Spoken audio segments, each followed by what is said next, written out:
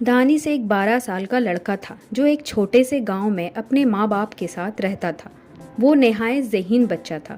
School میں اس کی دلچسپی خاص طور پر سائنس اور ہسٹری میں تھی۔ اسے ہمیشہ یہ جاننے کی خواہش رہتی تھی کہ پاسٹ میں لوگ کیسے رہتے تھے اور فیوچر کی دنیا کیسی ہوگی۔ گاؤں کے قریب ہی ایک پرانی لائبریری تھی جس میں کوئی بھی زیادہ نہیں جاتا تھا۔ دانش وہاں گھنٹوں کتابیں پڑھتا رہتا، خاص طور پر وہ کتابیں جو وقت اور مشینوں کے بارے میں ہوتی تھی۔ ایک دن جب وہ لائبریری کے کونے میں رکھے کتابوں کو دیکھ رہا تھا تو اس کی نظر ایک پرانے کتاب پر پڑی جس پر لکھا تھا وقت کا دروازہ، ایک سائنٹسٹ کی ڈائری۔ کتاب کی لکھائی بہت پرانی ہونے کی وجہ سے دھندلی ہو چکی تھی، پھر بھی دانش نے اسے پڑھنے کی کوشش کی۔ یہ ڈائری ایک سائنٹسٹ ڈاکٹر سلیم کی تھی جس نے زندگی بھر وقت کی مشین بنانے پر کام کیا تھا۔ انہوں نے لکھا تھا کہ انہوں نے ایک خفیہ کمرے میں ایسی مشین تیار کر رکھی ہے جو انسان کو پاسٹ فیوچر میں لے جا سکتی ہے، لیکن یہ مشین بہت نازک ہے اور صرف وہی لوگ اسے چلا سکتے ہیں جس کا دل سچا اور نیت صاف ہو۔ کتاب کے آخر میں ایک نقشہ تھا۔ دانش نے اسے غور سے دیکھا اور پہچان لیا کہ یہ تو ان کے گاؤں کا ہی نقشہ ہے۔ اس نقشے میں ایک خاص جگہ لال رنگ سے نشان بنایا گیا تھا۔ وہ نشان ایک پرانے کنویں کے پاس کا تھا۔ دانش نے فوراً اپنے بیگ میں ڈائری رکھی اور سیدھا پرانے کنویں کی طرف دوڑ پڑا۔ وہاں پہنچ کر اس نے نقشے کے مطابق جگہ کھودی اور دیکھا وہاں نیچے اسے ایک لوہے کا دروازہ ملا۔ اس کا دل زور زور سے دھڑکنے لگا۔ دروازہ کھول کر سیڑھیوں سے جب وہ نیچے اترا، ایک اندھیرے کمرے میں داخل ہوا جہاں ایک عجیب و غریب مشین رکھی ہوئی تھی۔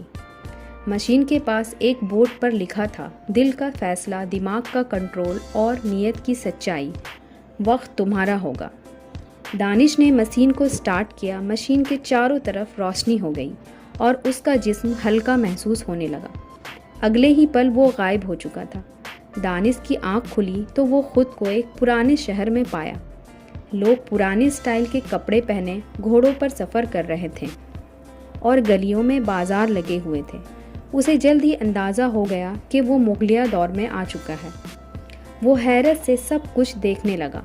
ایک بزرگ نے اسے پہچان لیا اور کہا، ارے تم وہی ہونا جس کا ذکر آسمانی کتابوں میں آیا ہے، وقت کا مسافر۔ دانش حیران ہو گیا مگر اس نے حقیقت چھپائی۔ بزرگ نے اسے شہر دکھایا، بادشاہ کے دربار تک لے گیا۔ دانش نے ہسٹری کو اپنی آنکھوں سے دیکھا، لیکن پھر اسے محسوس ہوا کہ وقت بہت تیزی سے بھاگ رہا ہے۔ مشین کی گھڑی اشارہ کر رہی تھی، وقت کم ہے، اسے واپس جانا ہوگا۔ دانش نے بٹن دبایا۔ اب کی بار جب دانش کی آنکھ کھلی تو وہ ایک چمکتی دمکتی نئے زمانے میں تھا۔ ہر طرف روبوٹ، فلائنگ کارز اور حیران کر دینے والی بلڈنگز نظر آ رہی تھی۔ لوگ آسمان میں سفر کر رہے تھے۔ دانش کو ایک AI آرٹیفیشل انٹیلیجنس روبوٹ ملا جس نے اس کا ویلکم کیا۔ آپ وقت کے مسافر ہیں، ہمارا ڈیٹا آپ کے آنے کی خبر پہلے ہی دے چکا تھا۔ آئیے آپ کو دنیا دکھاتا ہوں۔ دانش نے وہ سب کچھ دیکھا جس کا وہ خواب دیکھتا تھا۔ موسم کی اچانک بدلنے کا حل، بیماریوں کا خاتمہ، علم کا عام ہونا، لیکن ساتھ ہی ساتھ انسانوں میں بے رخی، مشینی پن اور جذبات کی کمی بھی نظر آئی۔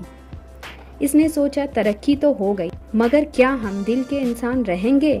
اسی وقت مشین نے واپسی کا اشارہ دیا۔ دانش واپس اپنی اصل دنیا میں آ گیا۔ اس کے دل و دماغ میں ایک طوفان چل رہا تھا۔ اس نے پاسٹ کی سادگی اور فیوچر کی ترقی دونوں کو دیکھ لیا تھا۔ اس نے فیصلہ کیا کہ وہ پریزنٹ میں رہ کر ایسا کام کرے گا جو دونوں دنیاؤں کے بیچ پل کا کام کرے۔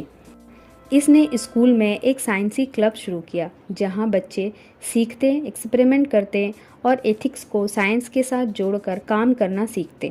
اس نے ڈاکٹر سلیم کی مشین کو دوبارہ چھپایا کیونکہ وہ جانتا تھا کہ وہ صرف اس وقت استعمال ہونی چاہیے جب انسان کا دل پوری طرح تیار ہو۔ دانش نے سیکھا کہ پریزنٹ میں محنت اور فیوچر کی سوچ ہی اصل کامیابی کا راز ہے۔ بچوں، وقت کی سب سے بڑی جیت وہ ہے جو دل، دماغ اور نیت کو ایک ساتھ لے کر چلے۔